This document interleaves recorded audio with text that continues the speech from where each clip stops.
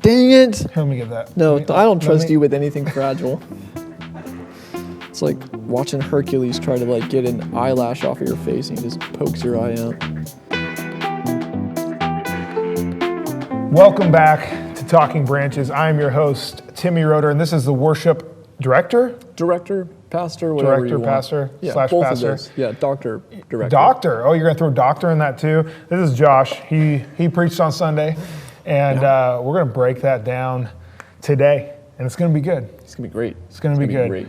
This is actually kind of like deja vu because we already recorded this and we actually had to throw the last one out because you started crying in the middle of it. Yeah. Because I made you drink a Keurig coffee and you said, this isn't good enough, and you proceeded to cry. We tried to cut it out, right, and we weren't able to. So, you know, it's an emotional thing. We're having another go at it here. Yeah. So Josh, you talked about really, I don't think you use this word much, but in my mind, it's kind of like things that we idolize or idols in our own lives that we pursue, we go after, try to fill that gap in our lives with something that only God can fill. And so I was hoping, like, for the first couple minutes here, maybe we could just talk about some instances where we struggled with idols in our own lives. So if you want to have a stab at some things.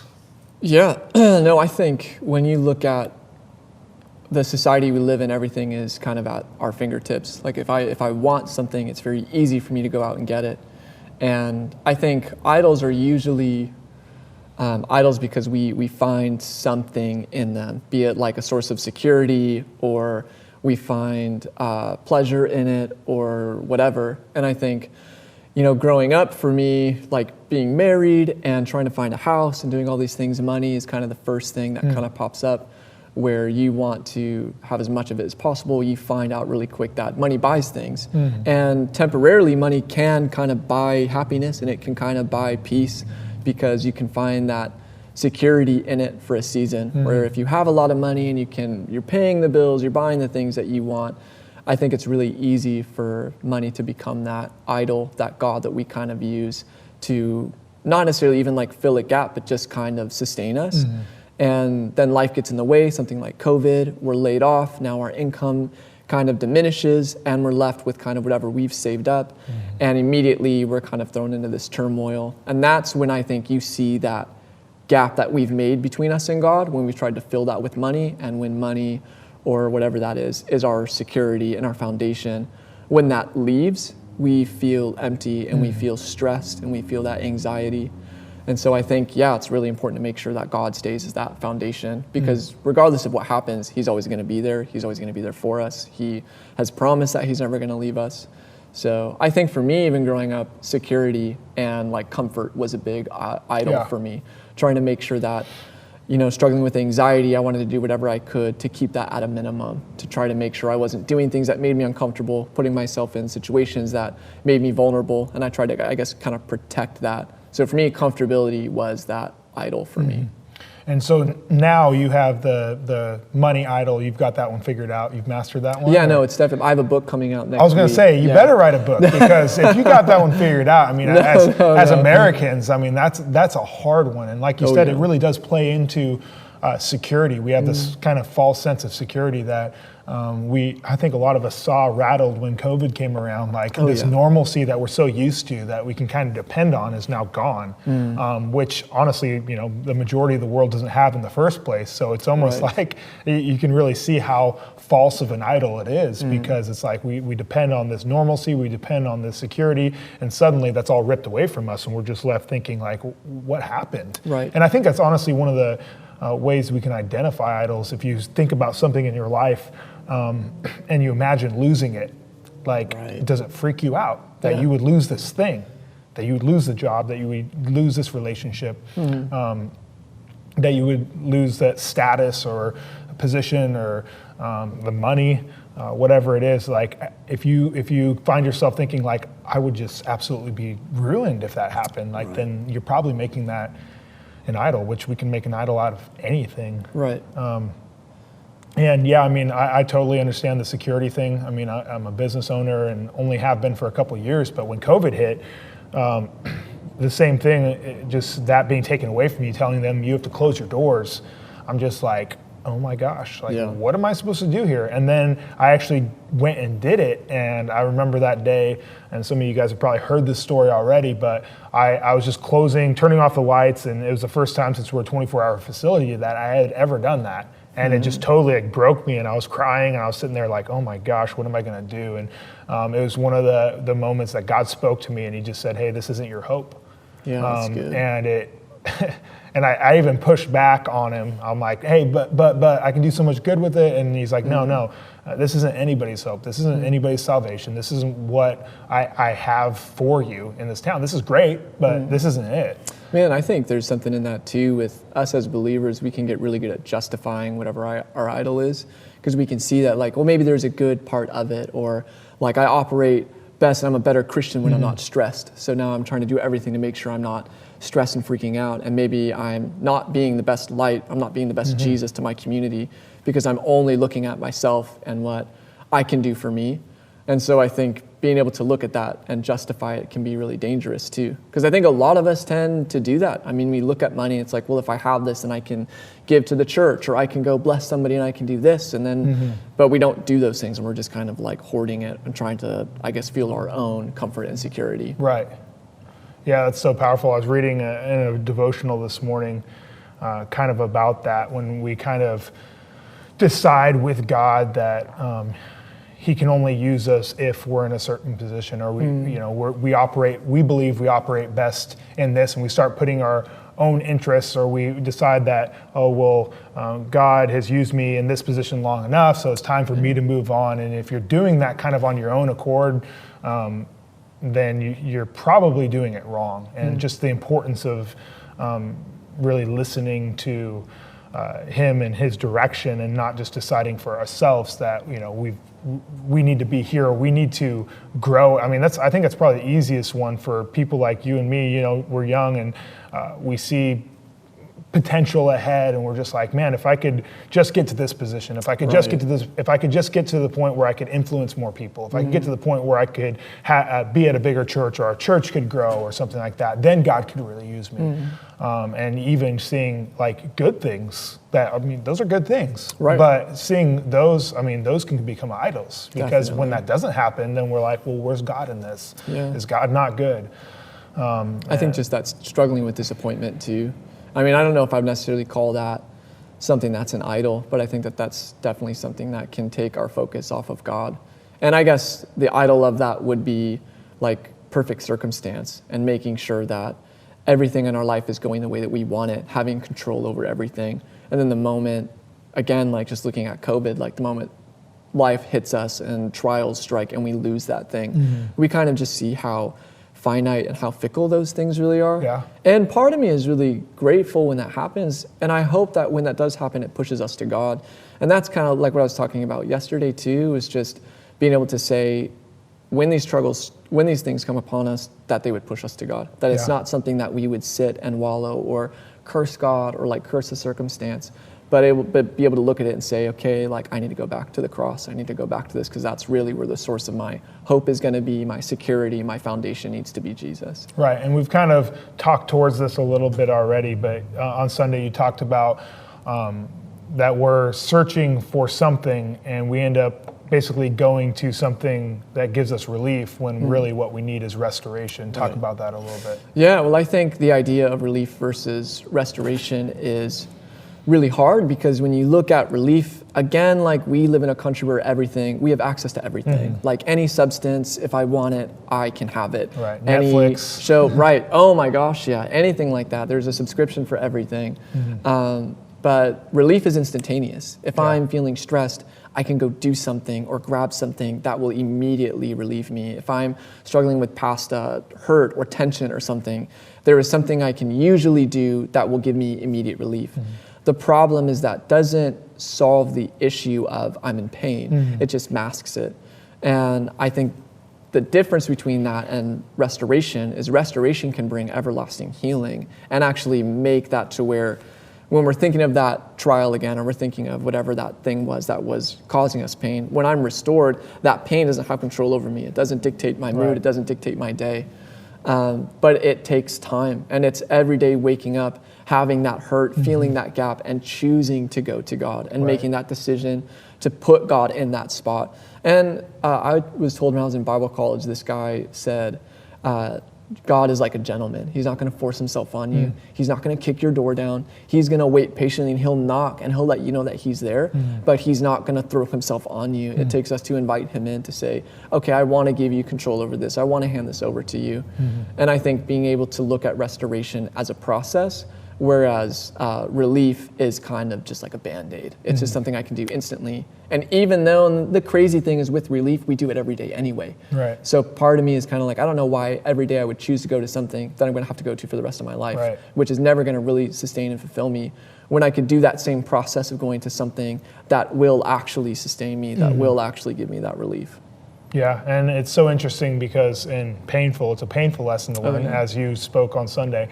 When you go after things that provide that relief, oftentimes they leave you feeling more broken, more empty, or in pain, like you described when you lost your dog and you mowed down on ice cream and you have a lactose intolerance. And so while it felt good for a second, it actually made your situation worse after that. So while you felt good for a few minutes, then you felt worse for even longer. And so not only does the relief not provide a permanent solution, but it actually can cause more pain, leave you feeling more empty, more broken. And I mean, shoot, you can put your relief agent in there and fill in the blank with whatever that is, and that's going to be true over and over again, whether it's drugs, alcohol, bad relationships. You feel like, well, this is just something I need, and then you get into this relationship, and then at the end of it, you're like, oh my gosh, what did I spend the last 6 months doing? And like, why? And then you're full of regret, and you're full of pain. Drugs, I mean, same thing.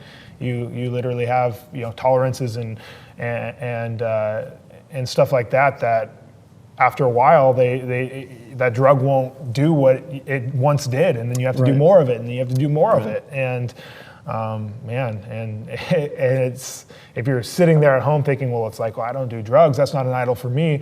I mean, Netflix is pornography. I mean, those things are essentially drugs that do the same thing to you, and they're even more readily available, and that can be just as damaging as a drug. And we don't think of those things as being bad things. We're like, we're just binging a show or whatever. We're just doing this. No one's being hurt by this. No one's being affected by this. But ultimately, it's leaving you feeling more broken, more empty.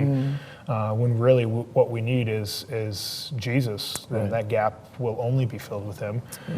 And that's a tough position. But you use the analogy of buttoning up a shirt.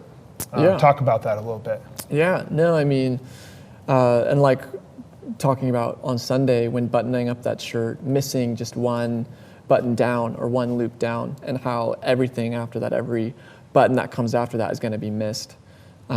When you look, and that kind of ties into that relief versus restoration. Relief is you just need to button the shirt. Like your mind says, we need to button the shirt, just button the shirt.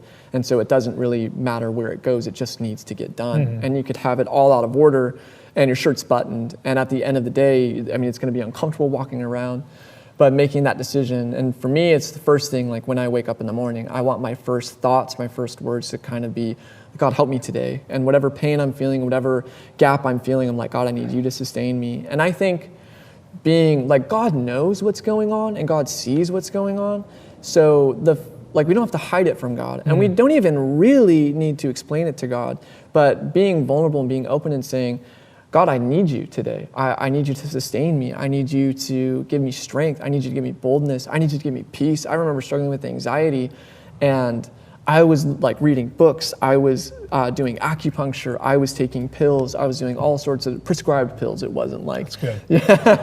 I was doing whatever I could to manage it on my own, and I could not get over it. And it wasn't until I was at the end of my rope and I was like, God, I just need you. And I had Him be that top button. And I was like, okay, God, before I'm going to any of these other things, I need you to be the thing that sustains me. And I remember crying on my floor because I had no idea what was going on. I didn't know why I was having all these symptoms or why my heart would start racing out of nowhere, why the thought of even just taking a drive to Portland would set off an anxiety attack. But going to the Lord and saying, God, I'm broken and I just need you. And just kind of being at that baseline, to me, is that buttoning that top button and saying, God, I'm going to focus on you today. God, I'm going to give everything that I am to you today. So that way, because the thing is, that pain will still be there. That loss will still be there. That gap, you'll still feel it. But making that choice to say, God, I'm going to go to you first. And a lot of the times, I mean, just because I was on my face crying out to God, it wasn't like that my anxiety was gone. The next day, if I start feeling that anxiety, I'm right back to the feet of Jesus saying, God, I need you to sustain me. And God's faithful. And a lot of the times he gives you strength to just weather it and to go through the storm.